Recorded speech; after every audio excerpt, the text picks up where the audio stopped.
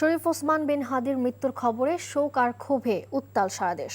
বিভিন্ন বিশ্ববিদ্যালয়ের শিক্ষার্থী ও সাধারণ মানুষ বিক্ষোভে রাস্তায় নেমে এসে বিক্ষোভ কর্মসূচি পালন করছে।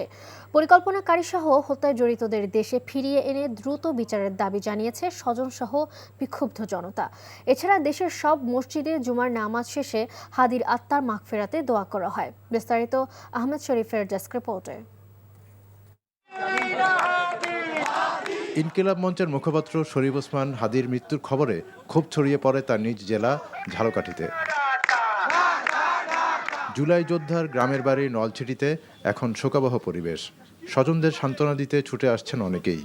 অপরাধীকে ধরতে হবে, অপরাধীর ইন্ধনদাতা কারা তাদেরকে ধরতে হবে, উন্মোচন করতেই হবে। সন্ত্রাসীরা যেখানেই গেছে ওইখান থেকে আইনা দৃষ্টান্তমূলক শাস্তি আমাদের মাঝে এবং সবার জনগণের মাঝে তাদের বিচার করতে হবে। এদিকে হাদির হত্যাকারীদের গ্রেপ্তার ও দৃষ্টান্তমূলক শাস্তির দাবিতে দেশ জুড়ে চলছে বিক্ষোভ।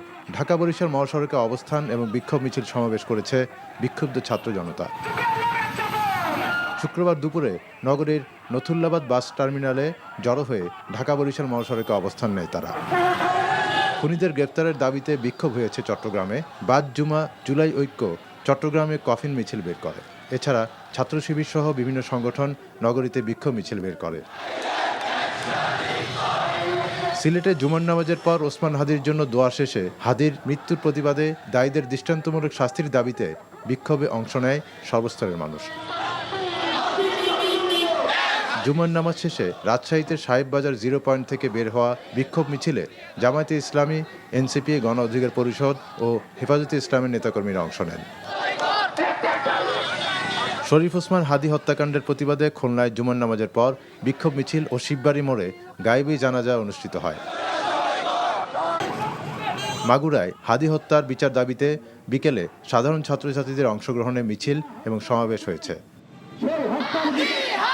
নওগাঁয় জুমার নামাজের পর ঐক্যবদ্ধ প্রতিরোধ মঞ্চ কফিন মিছিল বের করে। এছাড়া জুমার নামাজ শেষে নাটোর, দিনাজপুর, চাঁদপুর, গাজীপুর, মাদারীপুর, মুন্সিগঞ্জ, ফেনীসহ দেশের সব জেলায় বিক্ষোভ মিছিলে অংশ নেয় সর্বস্তরের মানুষ।